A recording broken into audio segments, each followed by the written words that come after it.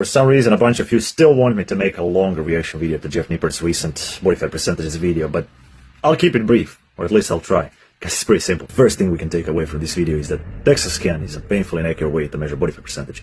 Yeah, a couple of them were right on the dot, but the prime example of how inaccurate DEXA scan is were the leaner guys in this video. For example, this is not 8% body fat. I mean, come on guys, yeah, I admit the lighting was really bad in this video, but you can see the detail or lack of in each individual body part once you pause the video and zoom in.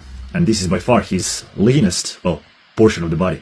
He actually stores more body fat in his back and in his legs. But where you can actually see how painful an accurate DEXA scan is, because this guy who clocked at 9-10% actually might be leaner than the guy who got measured at 8%. Thing is, even when DEXA gets something right, it's mostly, based on a pure coincidence. So this guy, the leanest guy in the video, might not be actually far off. I'd say he's around 7 to 8%. His midsection is really tight, but he does store more body fat in his back and lower body. As I said, he definitely stores significantly a lot more body fat in his lower body. Just to show you how out of touch with all of this Jeff is. At 9%, and you can see clear separation between all the heads of my quads and feathering in my back and hamstrings. But all that aside, I mean, like, we needed this video to know how inaccurate DEXA scan is.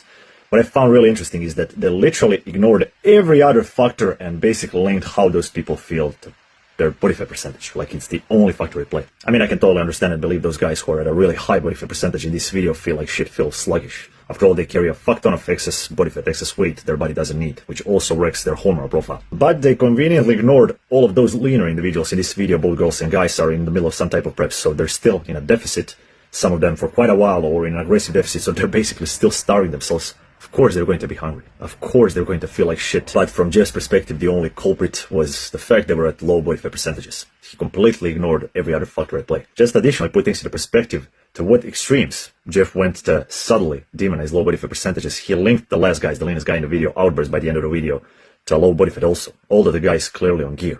And he also clearly has a self-control of a caged monkey. And throughout the whole video, the same notion was constantly repeated. He made sure to remind people there is a generic body fat range, basically genetically predetermined body fat set point at which different individuals feel their best, like it's absolutely unchangeable, and none of the other factors, potential factors at play, matters. It's just wild to me when it comes to mundane things such as body fat percentage, generic numbers.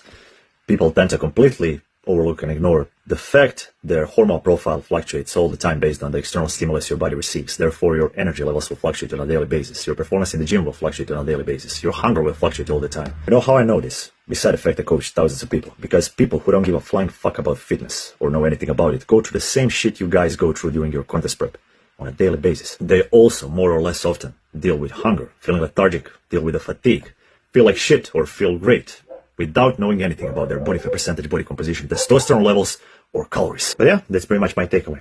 Take it as you will.